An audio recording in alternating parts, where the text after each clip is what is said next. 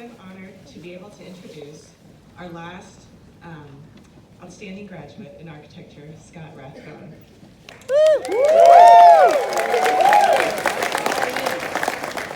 But first I want to tell a little story that relates to all of our undergraduate students. At the beginning of the semester, I give students a form asking them to fill in some basic questions, their skill levels, what they want to work on for the semester, and some personal questions that are helpful for me to get to know them. Scott didn't actually turn his in the first semester that I taught him, and he also didn't turn in the second time I taught him, but he did turn it in about 3 days ago. So luckily I was able to get to know him without that information. So one question that's on this list is, tell me a person who inspires you and why. And one thing that I'm really amazed by, initially this question is intended to get to know who they like as designers, as architects, to help me know what their style is. But overall, the students tell me that their parents are the people who inspire them. So Scott was like these other students and told me that his father was the person who inspired him. And his father, who passed away when he was young, he actually followed his footsteps and came to CU to hopes to get the education to help him grow to be more of the person that his father was. What I know about Scott is that he's 100% genuine. So I would come into class and I could look at him directly and speak to him, and I could gauge how successful my assignments were based on his input and reaction. In fact, I changed half of my semester's curriculum this fall solely because Scott commented that the graduating class were disappointed that they weren't able to participate in a design build class. This change turned into an incredibly successful design build project and galvanized the studio in ways I had not envisioned. I will probably now be always known as the faculty who builds pasta carts. The group produced fantastic work, and our graduating class is going into getting jobs and was accepted to their top graduate schools.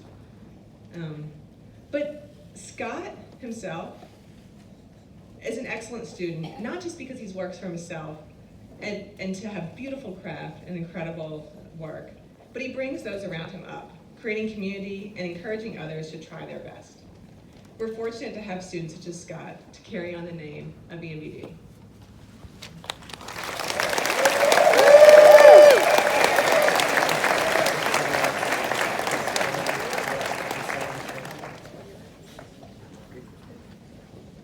That was perfect, Jade. Thank you very much.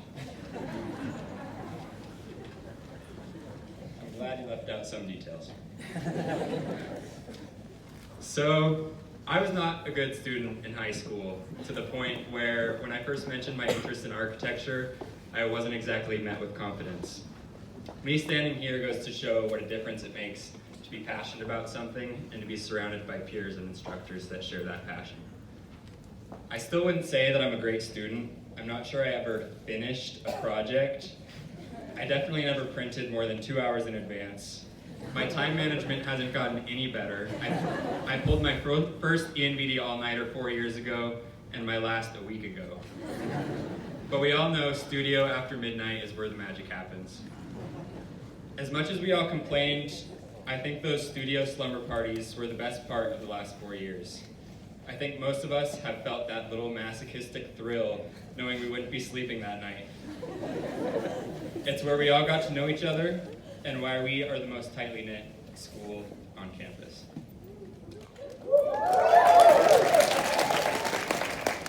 I'm being recognized for my grade point average, but I recognize a lot of you as harder working, more ambitious, and more creative than I am. Our generation is at the forefront of technology, sustainability, and design. We can be honest about the fact that ENVD probably didn't do the best job of teaching us things like Revit or building construction. But think of all the life skills we learned, like how to go days without sleeping, or how to sell our project with words like parti or curvilinear. Just say curved. Our multidisciplinary and generalized education will allow us to succeed in whatever direction trends, the economy, or just the unpredictability of life leads us. That's why, as sure as I am, I will see your buildings on the cover of Architect magazine. I'm sure I'll see your clothes on the red carpet and your graphics on hit album covers. Or maybe you'll out-earn all of us, trying to figure out how some of our designs are supposed to stand up. If you're into that.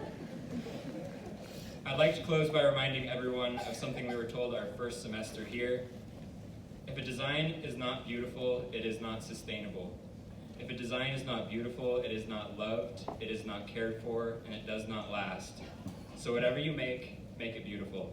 Thank you.